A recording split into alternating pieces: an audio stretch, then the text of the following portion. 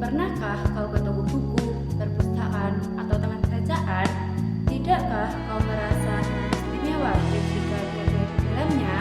Di sekelilingmu ada berbagai tokoh dari dunia nyata dan khayalan, tempat yang pernah kau kunjungi dan yang belum, informasi dan cerita dari masa lalu, masa kini, dan masa depan.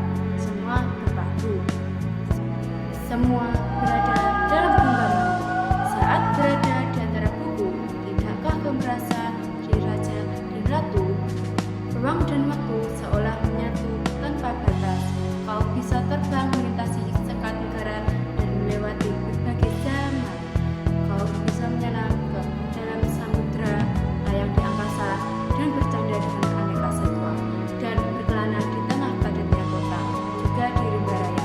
Kau tahu, buku adalah jendela dunia, kunci pengetahuan, dan pintu wawasan. Muhammad Hatta, sang proklamator, berkata, "Aku rela di penjara asalkan bersama buku, karena buku aku bebas. Manusia terbebas dari ketidaktahuan. Tempat-tempat yang dipenuhi buku dan harapan berkembangnya pengetahuan dan wawasan. Apa jadinya jika kota tanpa buku?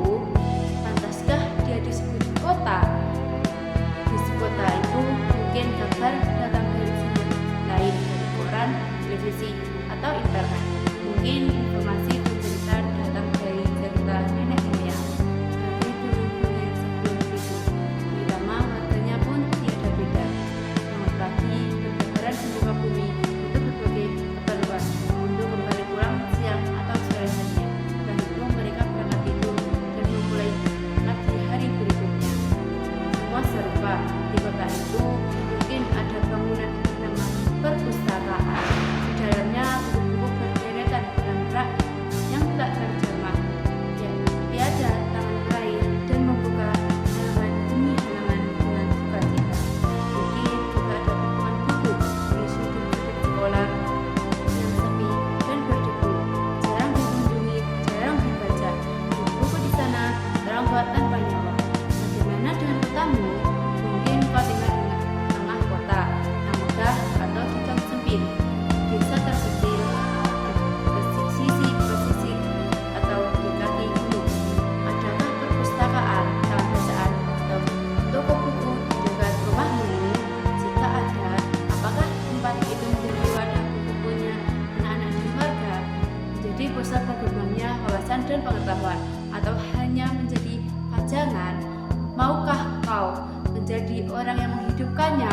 Kau bisa mengunjungi dan mengajak teman-teman membaca dan berbagi cerita di sana. Jadikan tempat itu sumber kegembiraan dan pengetahuan. Jika tempat itu belum ada, maka kau menjadi orang yang memulai menghadirkannya. Kau bisa memulainya dari sebuah sudut teras rumahmu. Ajak teman-temanmu melalui langkah baru. Jangan biarkan waktu berlalu tanpa buku. Siapapun dirimu, bersahabatlah dengan buku. Dia akan menjadi teman setiamu sepanjang waktu. See you next time.